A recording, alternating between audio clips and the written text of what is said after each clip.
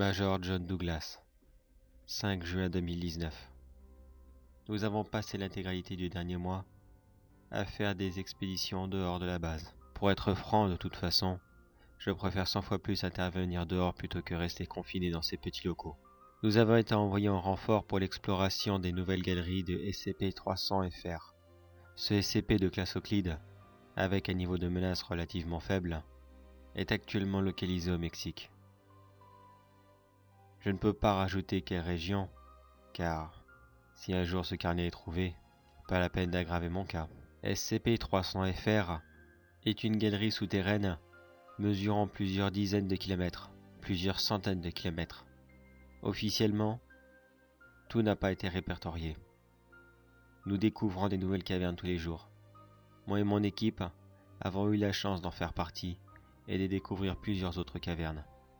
La particularité de ce SCP est que chacune des cavernes dispose de son propre écosystème. Des plantes qu'on trouve dans des pays complètement différents, qui sont même à l'autre bout du monde, et un système d'éclairage qu'on ne comprend pas vraiment. Un système de jour-nuit qui proviendrait visiblement des murs. Une lumière tout à fait normale, comme si chaque caverne qui pourtant sont plongées très profondément dans le sol serait la lumière du jour. Mais il n'y a pas que la végétation luxuriante et inédite à chacune des salles qui est le plus étrange dans ce SCP. Chaque caverne possède aussi des espèces qui lui est désormais endémique à elle. Car voyez-vous, tous les animaux présents dans SCP-300-FR sont les derniers représentants d'espèces d'animaux disparus il y a de ça quelques années, ou plusieurs siècles auparavant. J'ai moi-même assisté à la renaissance d'un animal qui avait disparu il y a peu. C'est toujours le même système, d'après l'autre équipe qui était présente sur place. L'animal apparaît mort dans la caverne, puis se reconstitue lentement, mais sûrement. Un processus qui peut prendre entre 36 et 48 heures, et l'animal reprend vie. Il n'aura ni besoin de manger, ni de boire, et ne souffrira pas du ravage du temps. Il sera comme immortel. Personnellement, j'ai envie de penser que ce SCP est comme une gigantesque arche de Noé, ou un musée géant, un musée tout à fait naturel, où tous les animaux qui disparaissent trouvent une dernière chance ici, afin que la nature ne les oublie jamais. Aucune tentative n'a jamais été faite d'essayer de sortir les animaux hors de la caverne. Tous ces animaux sont bien trop précieux, et la Fondation a beaucoup trop peur qu'ils meurent pendant le voyage. Bien sûr, la caverne n'est pas disponible aux visiteurs. Elle est bien sécurisée, et chaque petit curieux qui essayerait d'y rentrer se ferait gentiment, si je peux me permettre de le dire comme ça, reconduire à la sortie, avec bien sûr une invitation à ne pas revenir tout de suite, voire même jamais. Un phénomène extrêmement bizarre que l'on peut trouver dans SCP-300 est une gigantesque liste. Cette liste est écrite dans une langue encore inconnue, mais grâce à un logiciel très performant et très récent je dois dire, elle a réussi à être traduite. Ce que nous pensons être une liste à la base en est effectivement une. Elle recense chaque animal présent dans cette grotte. Et à plusieurs reprises, même si le phénomène n'a jamais été vu directement, la liste se rallonge et un spécimen apparaît effectivement dans la grotte. On dirait qu'elle-même tient ses comptes.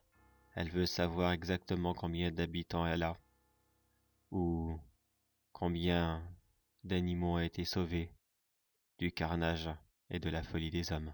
J'ai pu voir plusieurs des animaux qui étaient officiellement disparus se promener librement dans la grotte. L'équipe m'a donné la liste officielle de tous les animaux présents, afin de me donner une petite idée de l'étendue qu'elle peut faire. Au moment où j'écris cela, 1192 espèces ont déjà retrouvé la vie ici, comme le bouquetin des Pyrénées, qui avait disparu en 2000, une sous-espèce des tortues géantes des Galapagos, qui avait disparu en 2012, le tigre de Tasmanie, qui avait disparu en 1936, et j'en passe bien sûr.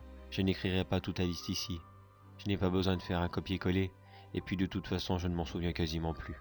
Je dois dire qu'il y a un détail rigolo avec cette caverne. C'était la façon qu'elle a été découverte. Figurez-vous que la Fondation faisait une chasse à l'homme à ce moment-là. C'était en 1987. Un classe D de la Fondation avait tenté de s'enfuir. mais avait trouvé la mort dans sa fuite. Sa signature GPS s'était bien sûr éteinte à sa mort, mais quelques mois plus tard, elle fut réactivée, et elle donnait pile poil dans l'emplacement de la grotte. Cet homme a été, pour une raison complètement inconnue, été ressuscité par la grotte. Mais ce fut un bien pour un mal, car officiellement, oui, il aurait dû mourir, pour le bien de la Fondation. Mais sa réapparition a pu permettre la découverte de l'un des plus beaux SCP qu'il peut y avoir. Enfin, cela reste mon avis bien sûr. Comme quoi finalement, tout n'est pas si horrible dans ce monde de monstres. Officiellement, je ne peux pas faire la demande des prochaines missions, mais je continuerai à essayer de nous envoyer en surface, plutôt que dans ces locaux où nous marchons littéralement les uns sur les autres.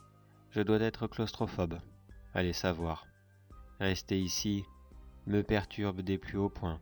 Nous verrons bien ce que le mois de juin nous réserve. Major John Douglas. Terminé.